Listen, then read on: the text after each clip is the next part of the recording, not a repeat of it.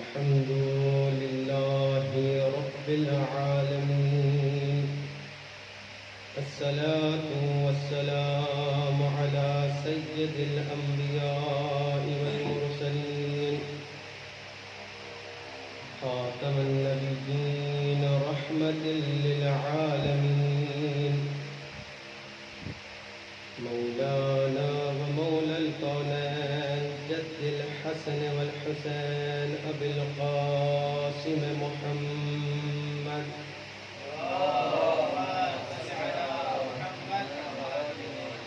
وعلى أهل بيته الطيبين الطاهرين المعصومين المظلومين، واللعنة الدائمة على أعدائهم وغاصبي حقوقهم ومنكري فضائلهم ومصائبهم وعصمتهم وعظمتهم أجمعين من الآن إلى قيام يوم الدين. أما بعد، فقد قال الله تعالى في محكم كتابه المجيد والفرقان الحميد وقوله الحق: بسم الله الرحمن الرحيم، يا أيها الذين آمنوا اتقوا الله صلى الله عليه وسلم.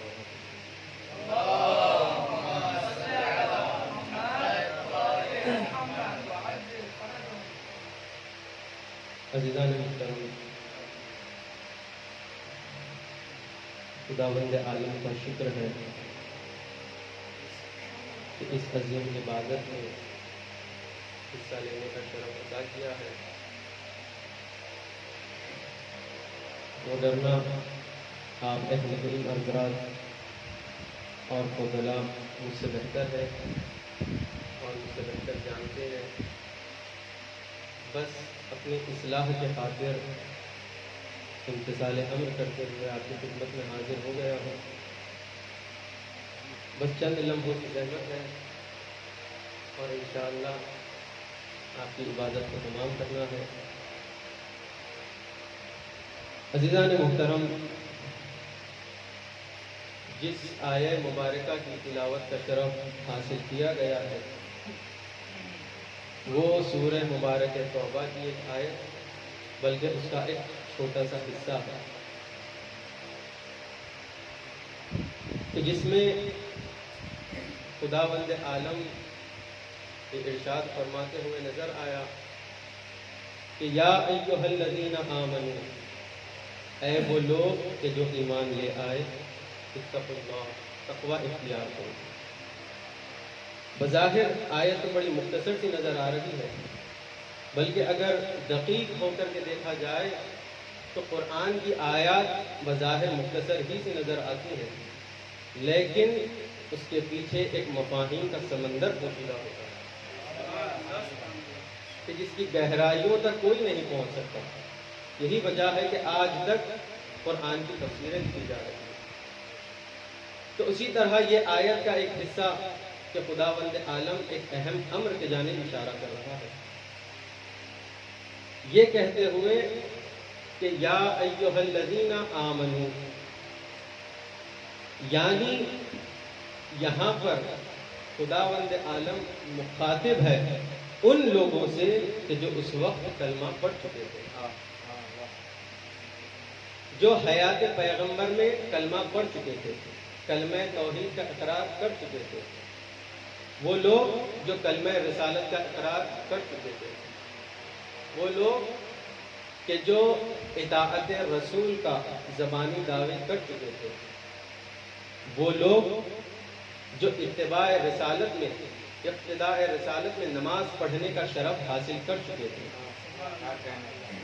وہ لوگ جو بزم رسالت میں بیٹھنے کا شرف حاصل کر چکے تھے، بظاہر ان تمام لوگوں سے جو اس وقت دائرہ ایمان میں داخل ہو چکے تھے، کلمہ پڑھ چکے تھے، ان سے مخاطب ہو کر خداوند عالم تقوی کا مطالبہ ہے۔ عزیزان محترم، غور کیجئے گا کہ اے لوگو ایمان لا چکے ہو مگر تقوی اختیار کرو۔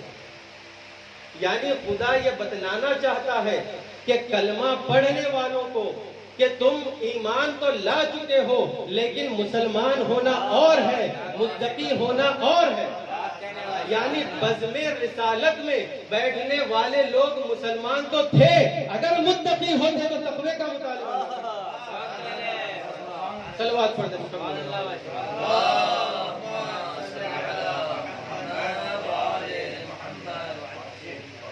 اے صاحبان ایمان، تقوی اختیار کرو۔ کلمہ پڑھ چکے ہو یہ کافی نہیں ہے، ابتدائے رسالت میں نماز پڑھ چکے ہو یہ کافی نہیں ہے، رسول کی اتباع کر چکے ہو یہ کافی نہیں ہے۔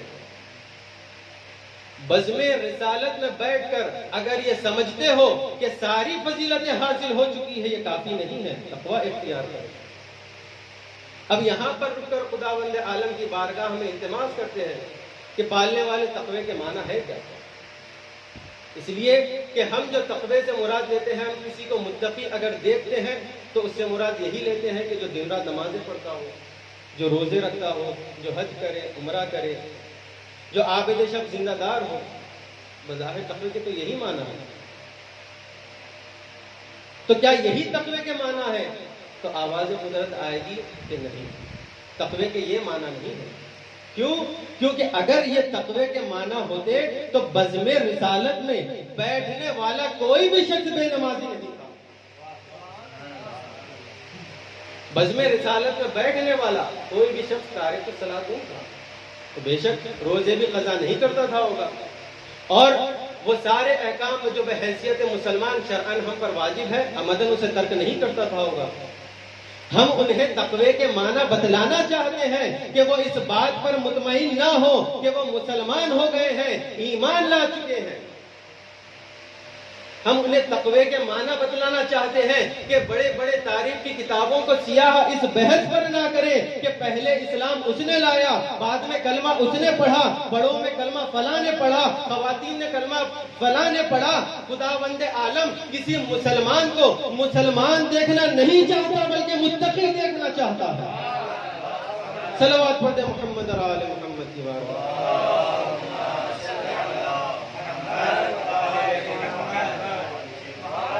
اے صاحبان ایمان، تقوی اختیار کرو، اور خداوند عالم کے نزدیک اگر کسی کو اہمیت حاصل ہے تو وہ متقی کو حاصل ہے۔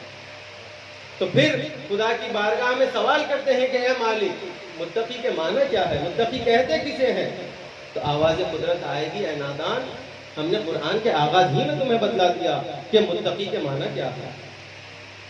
سورہ بقرہ کی ابتدا ہی میں ہم نے تقوی کے معنی بتلا دیے کہ الف لام میم ذالک الکتاب لا ریب فیہ ھدی للمتقین۔ الف لام میم یہ وہ کتاب ہے کہ جس میں شک و شبہ کی کوئی گنجائش نہیں۔ لا ریب فیہ ھدی للمتقین، اور یہ کتاب ہدایت ہے متقین کے لیے۔ کون سے متقین؟ الذین یؤمنون بالغیب، وہ متقین کہ جو غیب پر ایمان رکھتے ہیں۔ عزیزان محترم، خداوند عالم کی یہ کتاب مسلمان کے لیے ہدایت بن کر نہیں آئی ہے، نمازی کے لیے ہدایت بن کر نہیں آئی ہے، اور حاجی کے لیے ہدایت بن کر نہیں آئی ہے، بلکہ متقین کے لیے ہدایت بن کر آئی ہے، اور ایسے متقین کہ جو غیب پر ایمان رکھتے ہیں۔ ایک صلوات پڑھ دیں محمد اور آل محمد۔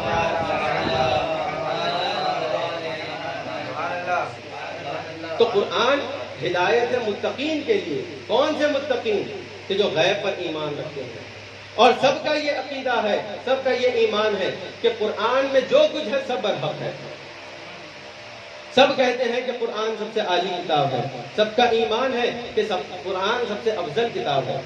قرآن کوڈ آف لائف ہے، قرآن مکمل سند ہے، قرآن برہان ہے، قرآن ہادی ہے، قرآن رہبر ہے، قرآن معظم ہے، قرآن مہدی ہے، قرآن میں محکمات بھی ہے، اس میں متشابہات بھی ہے، قرآن میں اجمال بھی ہے، قرآن میں تفصیل بھی ہے، قرآن میں انبیاء ما سبق کے واقعات بھی ہے، ان کی امتوں پر جو عذاب نازل ہوا اس کے واقعات بھی موجود، ان پر جو نعمتیں نازل ہوئی اس کے واقعات بھی موجود۔ قرآن الحمد سے لے کر والناس تک تمام مسلمانوں کا عقیدہ ہے، یقیناً ہمارا بھی ایمان ہے کہ قرآن الحمد سے لے کر والناس تک جتنا بھی نازل ہوا ہے سب کا سب پر حق ہے۔ خدا کی قسم قرآن کے ہر سورت پر ہمارا ایمان، قرآن کے ہر آیت پر ہمارا ایمان، قرآن کے ہر حرف پر ہمارا ایمان۔ توجہ فرمائے عزیزان محترم کہ قرآن کے ہر حرف پر ہمارا ایمان، بلکہ رب قرآن کی قسم قرآن کے ایک ایک نقطے پر ہمارا ایمان۔ صلوات پڑھ دے محمد اور آلہ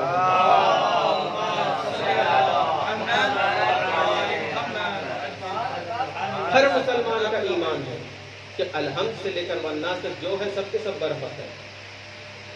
اور قرآن میں کیا ہے؟ لا رتب ولا یابس الا فی کتاب مبین، کوئی کچھ تو در ایسا نہیں کہ جس کا ذکر قرآن میں موجود نہ ہو۔ ہر مسئلے کا حل قرآن میں موجود ہے، ہر مشکل سے مسئلے کا حل قرآن میں موجود ہے۔ عزیزان محترم، اب میں دیکھنا چاہوں گا کہ آپ کتنے بیدار ہیں۔ قرآن میں ہر مسئلے کا حل موجود ہے، ہر ہلاکت سے بچنے کا حل موجود ہے۔ عزیزان محترم، قرآن ہدایت متقین کے لیے ہے نا، متقی کو ہلاک ہونے نہیں دیتا۔ اب آپ تاریخ اٹھا کر کے دیکھ لے کہ ایک شخص ایسا بھی ملا کہ جو قرآن لے کر تخت و تاج چھوڑ کر وارث قرآن علی کی خدمت میں آ کر یہ کہتا ہوا نظر آیا کہ یا علی اگر آپ نہ ہوتے تو میں ہلاک ہو جاتا۔ اے مسلمانوں، اب تو اقرار کرو کہ وہ مسلمان تو تھا لیکن متقی نہیں تھا۔ صلوات پڑھ دے محمد اور آل محمد۔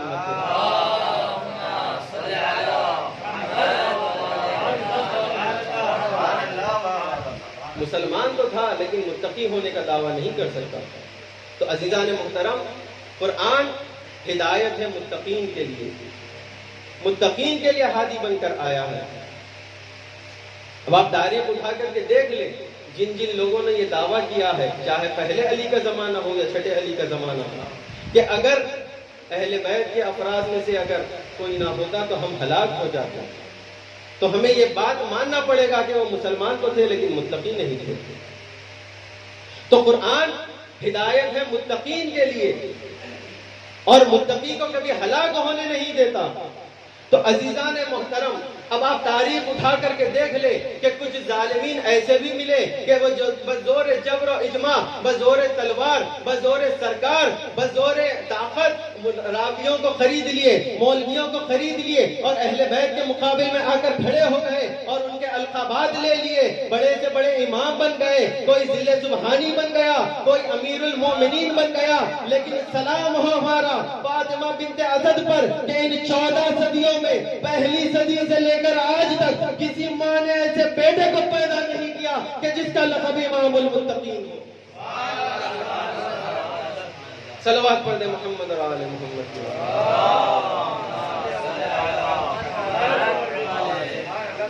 کسی کا لقب نہیں ہے امام المتقین سوائے امیر المومنین کے۔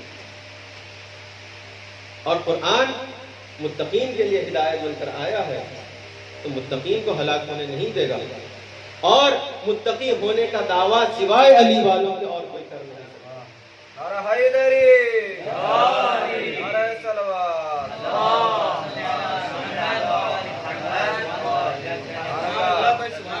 عزیزان محترم، یہ ہمارے لیے باعث شرف ہے کہ خداوند عالم نے ہمیں ایسے گھرانے میں خلق کیا کہ جہاں پر اہل بیت کی محبت سے ہمیں پروان چڑھایا گیا۔ علی کی محبت وہ عظیم نعمت ہے کہ جسے خداوند عالم نے ہمیں عطا کیا ہے۔ جو قسمت والوں کو نصیب سے ملتا ہے وہ دولت ہے محبت علی۔ اور قیامت کے دن اسی نعمت کے بارے میں سوال بھی کیا جائے گا۔ 8ویں امام کے زمانے میں ابراہیم بن یوسف جو 8ویں امام کے صحابی تھے آ کر کہتے ہیں، کچھ گفتگو ہو رہی تھی امام سے، تو انہی گفتگو کے اثناء میں اس آیت کے اوپر بحث ہونے لگی، وَلَا تُسْأَلُنَّ يَوْمَئِذٍ عَنِ النَّعِيمِ، کہ قیامت کے دن اس نعمت کے بارے میں سوال کیا جائے گا۔ تو امام نے ابراہیم سے پوچھا کہ اے ابراہیم، لوگوں کے درمیان اس نعیم سے کیا مراد لیا جاتا ہے؟ کیا وہ آپس میں گفتگو کرتے ہیں؟ تو وہ کہنے لگے کہ ایک گروہ ایسا ہے کہ جو یہاں پر نعیم سے مراد پانی کو لیتے ہیں کہ خداوند عالم قیامت کے دن پانی کا سوال کرے گا، اور ایک گروہ ایسا ہے کہ جو کھانے سے تفسیر کرتے ہیں کہ قیامت کے دن خداوند عالم کھانے کے بارے میں سوال کرے گا۔ تو جلال کے روپ میں جمال کے روپ میں جلال آ گیا، اور امام نے غضبناک ہو کر کہا کہ لوگ اللہ کے بارے میں ایسا تصور کرتے ہیں۔ پھر اس کے بعد سوال کیا کہ اگر تمہارے گھر کوئی مہمان آ جائے اور تم اس کی ضیافت کا اہتمام کرو، کھانے پینے کا سامان پیش کرو، اور پھر جب وہ جانے لگے تو تم اس سے اگر اجرت طلب کرو گے تو تم اس کو کیا کہو گے؟ تو کہنے لگا کہ یہ تو بڑا قبیح فعل ہے، یہ بہت برا جانا جاتا ہے کہ مہمان سے ضیافت کا اجرت طلب کرے۔ جیسے ہی امام نے یہ سنا تو بے ساختہ کہنے لگے کہ وہ لوگ جو اپنے لیے جس چیز کو برا سمجھتے ہیں وہ چیز اللہ کے لیے تصور کرتے ہیں۔ یہاں پر نعیم سے مراد کھانے یا پینے کی غذا نہیں ہے، بلکہ یہاں پر نعیم سے مراد ہماری محبت اور ہماری محبت۔ قیامت کے دن خداوند عالم ہماری محبت کے بارے میں تم سے سوال کرے گا۔ عزیزان محترم، یہ وہ نعمت عظیم ہے کہ جو خداوند عالم نے ہم کو عطا کیا ہے، اور یہی وہ دولت ہے کہ جس کی وجہ سے ہم دنیا میں بھی سرفراز ہیں اور آخرت میں بھی کامیاب ہیں۔ اور عزیزان محترم، خداوند عالم مولائے کائنات کو اتنا عزیز رکھتا ہے کہ اپنے دشمن کو تو مہلت دے دے گا، لیکن علی کے دشمن کو مہلت نہیں دے گا۔ پیغمبر اکرم اپنے اصحاب کے ساتھ بیٹھے ہوئے تھے، اسی اثنا میں ایک یہودی شخص آیا، آ کر کہنے لگا کہ اے محمد، مقام نقل میں کہہ رہا ہوں کہ اے محمد، آپ کا یہ دعویٰ ہے کہ خداوند عالم نے آپ کو رسول بنا کر بھیجا ہے، تو نہ میں آپ کی رسالت کو مانتا ہوں نہ خدا کی وحدانیت کو مانتا ہوں۔ اگر آپ اپنے قول میں سچے ہیں تو ابھی مجھ پر عذاب نازل ہو جائے، ابھی مجھ پر عذاب نازل ہو جائے۔ فوراً جبرائیل امین نازل ہوئے یہ آیت لے کر کہ وما کان اللہ لیعذبہم وانت فیہم، اے حبیب، ہم آپ کے ہوتے ہوئے کسی پر عذاب کیسے نازل کر سکتے ہیں؟ آپ تو رحمت کا پیکر ہے، آپ تو مجسمہ رحمت ہے، آپ کے ہوتے ہوئے ہم کسی پر عذاب کو نازل نہیں کر سکتے۔ جب وہ یہودی کچھ دور جانے لگا تو اس پر عذاب نازل ہو گیا، لیکن ایک مزاج یہاں پر نظر آیا تو دوسرا رویہ میدان غدیر میں نظر آیا کہ جب حارث ملعون نے پیغمبر اکرم سے آ کر کہا کہ اے حبیب خدا، آپ نے کہا کہ نماز ہم پر واجب ہے، ہم نے قبول کر لیا، آپ نے کہا کہ ہم پر حج فرض ہے تو ہم نے مان لیا، آپ نے کہا کہ آپ اللہ کے بھیجے ہوئے رسول ہیں، ہم نے آپ کو اقرار کر لیا، لیکن اب آپ مولائے کائنات کو اپنا وزیر و جانشین بنا رہے ہیں، یہ اللہ کی جانب سے اگر ہو تو مجھ پر ابھی عذاب نازل ہو جائے۔ تو اسی وقت خداوند عالم نے عذاب کو نازل کر دیا۔ میں دستے ادب جوڑ کر کہوں گا کہ اے مالک، ارے وہ ایک موقع تھا کہ جب تو نے یہودی کو مہلت دے دی تھی، یہاں پر علی کے دشمن کو مہلت نہیں دی، تو عجب نہیں آواز آئے ارے نادان، وہ میرا مسئلہ تھا، میں نے مہلت دے دی تھی، یہ علی کا مسئلہ ہے، علی کے مسئلے میں مہلت نہیں۔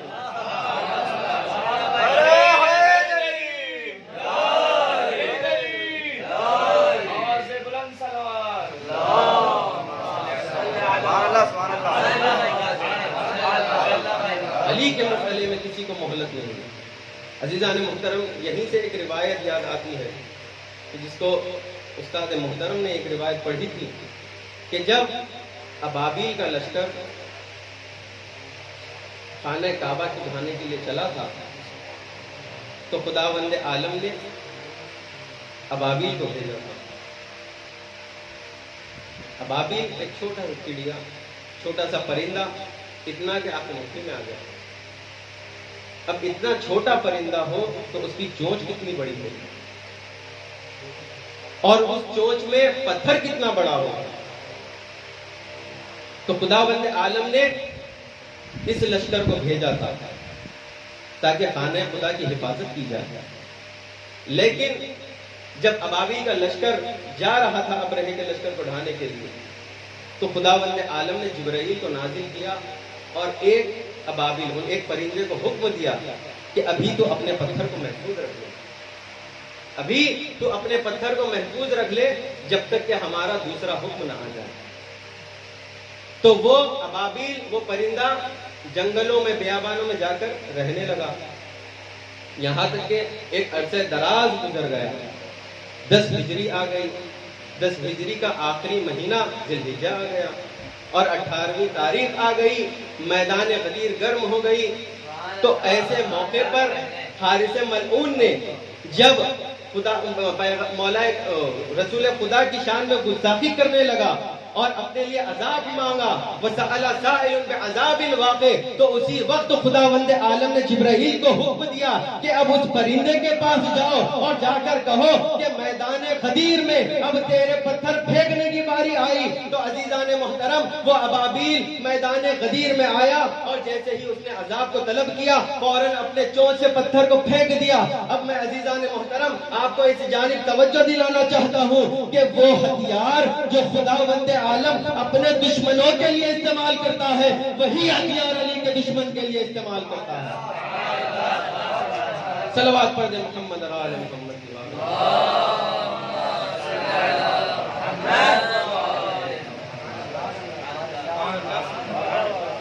تو مولا کائنات کے دشمن کو مہلت خدا نہیں دیتا۔ عزیزان محترم، بس اب آپ کی زحمت کو تمام کروں کہ جہاں کہیں بھی موقع ملا ہے پیغمبر اکرم کو مولا کائنات کی فضیلت بیان کرنے سے پیچھے نہیں، جب بھی موقع ملا تو فرمایا کہ علی میرا وسیع ہے، علی میرا جانشین ہے، علی سے محبت کرنا تم پر لازم ہے، علی کی اطاعت کرنا تم پر لازم ہے۔ لیکن امت مسلمہ نے کیا سلوک کیا؟ جس علی کی محبت اور مودت کا حکم دیا گیا، اسی علی کو اس مبارک مہینے میں ظالموں نے شہید کر ڈالا۔ ہاں، عزاداران حسین مولا کائنات پر گریہ کرنے کے لیے آئے ہیں۔ مولا کائنات ہی کا شہر ہے، ہمارے لیے تو یہ احساس کرنا ہی کافی ہے کہ اسی مہینے میں زینب و ام کلثوم یتیم ہو گئی۔ بس عزاداروں، خداوند عالم نے آپ کو دولت احساس سے نوازا ہے، بس احساس کیجئے گا اور گریہ کر لیجئے گا۔ بس ایک احساس کا جملہ آپ کی خدمت میں پیش کر رہا ہوں کہ یہ وہ پہلی رات ہے کہ جہاں زینب و ام کلثوم نے یتیمی میں گزاری ہے۔ یہ وہ پہلی رات ہے کہ جہاں پر حسن و حسین اپنے بابا کے شفقت سے محروم رہ گئے ہیں۔ ہاں، عزاداران مظلوم کربلا، کتنا مظلوم امام تھا ہمارا، عالم غربت میں امام کو شہید کر دیا گیا، اور 2 دن 2 رات تک امام زہر کی شدت سے تڑپتے رہے بستر پر۔ نہ جانے بیویوں نے کیسے یہ عالم دیکھا ہوگا، نہ جانے حسنین نے کیسے اپنے بابا کو بستر پر تڑپتے دیکھا ہوگا۔ ہائے، کبھی امام کروٹیں بدل رہے ہیں، امام کا چہرہ متغیر ہو گیا ہے، امام بستر پر تڑپ رہے ہیں۔ ایسے عالم میں امام حسن نے کہ طبیب کو بلایا، جیسے ہی طبیب کو بلایا، جیسے ہی امام مولا کائنات کو دیکھا تو فوراً بے ساختہ گریہ کرنے لگا اور فوراً کہنے لگا کہ اے فرزند رسول، آپ کے بابا اب کچھ ہی دیر کے مہمان رہ گئے، آپ کے بابا اب کچھ ہی دیر کے مہمان رہ گئے ہیں۔ ارے زہر مولا کائنات کے جسم اطہر پر سرایت کر گیا ہے، بس اب کچھ ہی دیر کی مہلت رہ گئی ہے۔ امام حسن سے اپنے بابا کا تڑپنا دیکھا نہیں جا رہا تھا، تو کہا کہ اے طبیب، ارے کوئی ایسا علاج بتلا دے کہ میرے بابا کو سکون مل جائے، میرے بابا کو تھوڑی راحت مل جائے۔ تو طبیب نے کہا کہ ایسے موقع پر امام کو جتنا دودھ پلایا جائے امام کو سکون نصیب ہوگا۔ ہاں عزاداروں، جیسے ہی طبیب نے یہ کہا تو یہ خبر کوفے کی گلیوں میں گردش کرنے لگی۔ ارے کچھ بھی دیر گزری نہ تھی، ارے کوفے کے یتیم اور مسکین بچے چھوٹے چھوٹے کوزے میں دودھ پیش کرنے آ گئے ہیں. میں دست ادب جوڑ کر کہوں گا اے مولا یقیناً یہ مصیبت بڑی عظیم مصیبت ہے. ارے آپ کے علاج کے لیے ارے دودھ کا مشورہ دیا گیا تو اتنے سارے یتیم جمع ہو گئے. ایک علی کربلا میں بھی ہے جس کی ماں کا دودھ خشک ہو. ہاں عزاداروں گریہ کر لیجئے گا کہ مولا کائنات کی آخری لمحات تھے کہ امام وصیتیں کرنے لگے. امر امامت اپنے بیٹے کے سپرد کیا اور سارے خانوادے کا ہاتھ امام حسن کے ہاتھ میں دیا لیکن جناب عباس کا ہاتھ نہیں دیا. یہ دیکھ کر ام البنین پریشان ہو گئی اور رونے لگی. مولا کائنات کے کانوں میں ام البنین کے گریہ کی آواز آئی تو پریشان ہو گئے. کہا کہ اے ام البنین ابھی ہم زندہ ہیں, ہمارے ہوتے ہوئے آپ کیوں گریہ کر رہے ہیں؟ تو بے ساختہ کہا کہ اے میرے والی و وارث آپ نے تمام خانوادے کا ہاتھ امام حسن کے ہاتھ میں تو دے دیا لیکن میرے لال عباس کا ہاتھ کسی کے ہاتھ میں نہیں دیا. کیا میرے لال عباس سے کوئی خطا ہو گئی؟ تو کہا کہ نہیں یہ بات نہیں ہے اے ام البنین. ارے جو میں دیکھ رہا ہوں وہ تم نہیں دیکھ سکتے. یہ کہنا تھا کہ حضرت عباس کو قریب بلایا اور امام حسین کو قریب بلایا اور مولا عباس کا ہاتھ حسین کے ہاتھوں پر دیا اور کہا کہ اے میرے لال حسین ارے یہی وہ ہاتھ ہے کہ جو کربلا کے میدان میں تیرے نام پر فدا ہو جائیں گے. ارے یہی وجہ ہے کہ جب حسین کو عباس کے بازو ملے نجف کا رخ کیا کہا بابا یہی وہ ہاتھ ہے جو آپ نے میرے ہاتھ میں دیا. ہاں عزاداروں مولا کائنات رخصت ہو گئے ہیں. ارے قفص عنصری سے روح پرواز کر گئی. سارے مراحل چھوڑتے ہوئے امام کے وصیت کے مطابق امام حسن اور امام حسین نے غسل و کفن کا اہتمام کیا. نماز جنازہ بھی پڑھائی اور اس شان سے جنازہ اٹھا کہ جہاں جہاں سے جنازہ گزرتا ہے بام و در سجدے میں جھک جاتے ہیں. ہاں عزاداروں میں دست ادب جوڑ کر کہوں گا کہ اے مولا و آقا یقیناً یہ مصیبت بڑی عظیم مصیبت ہے لیکن آپ کا جنازہ تو اٹھا تھا لیکن ہائے مظلوم حسین ارے جس کا لاشا کربلا کی جلتی زمین پر پڑا رہا کوئی غسل و کفن دینے والا نہ رہا. آزاداروں جزاکم ربکم آپ کو کوئی غم نہ دے سوائے غم حسین کے. وہ موقع بھی آیا کہ امام حسن اور امام حسین نے مولا کائنات کو دفن کر دیا. جب کوفے میں داخل ہوئے کچھ دور گئے ہی نہ تھے کہ ایک خرابے سے ایک ضعیف و ناتوان کے گریہ کی آواز سنی. یہ کیسے ممکن ہے کہ حسن اور حسین کے کان میں کسی ضعیف اور ناتوان کی آواز پڑے اور وہ یعنی متوجہ نہ ہو. ارے امام حسن اس ضعیف شخص کے قریب گئے, جا کر کہا کہ اے بزرگ تم گریہ کیوں کر رہے ہو؟ اے بندے خدا کیا بات ہے مجھے بتلا. تو اس شخص نے کہنے لگا کہ 3 دن ہو گئے ہیں ایک شخص میری عیادت کے لیے آیا کرتا تھا لیکن وہ 3 دن سے میری عیادت کے لیے نہیں آیا ہے, میں اس کے لیے بڑا پریشان ہوں. امام حسن نے کہا کہ کیا تم اس کا نام بتلا سکتے ہو؟ تو اس نے کہا کہ میں نے نام تو پوچھا تھا لیکن اس بزرگ نے مجھے نام نہیں بتلایا. تو کہا کہ اس کا چہرہ جانتے ہو؟ تو کہا کہ میں بینائی نہیں رکھتا ہوں, میں نابینا ہوں, میں نہیں جانتا کہ وہ کون تھا. اس کے بعد امام نے کہا کہ کیا تم اس کی کوئی صفات بیان کر سکتے ہو کہ جس کے ذریعے سے میں اسے پہچان سکوں؟ تو اس نے کہا کہ وہ شخص جب بھی میرے پاس آتا تو ہمیشہ تسبیح اور تحلیل میں مشغول رہتا تھا, ہمیشہ اس کی زبان ذکر خدا میں مشغول رہتی تھی. ارے امام حسن سمجھ گئے, بے ساختہ گریہ کرنے لگے اور کہا کہ اے بندے خدا ارے وہ شخص میرا بابا علی مرتضیٰ تھا, تمہارا امام وقت تھا. وہ بزرگ پریشان ہو گیا, ہائے میرا امام میری عیادت کے لیے آتا رہا, میں اسے پہچانا نہیں. اللہ لعنت اللہ علی القوم الظالمین.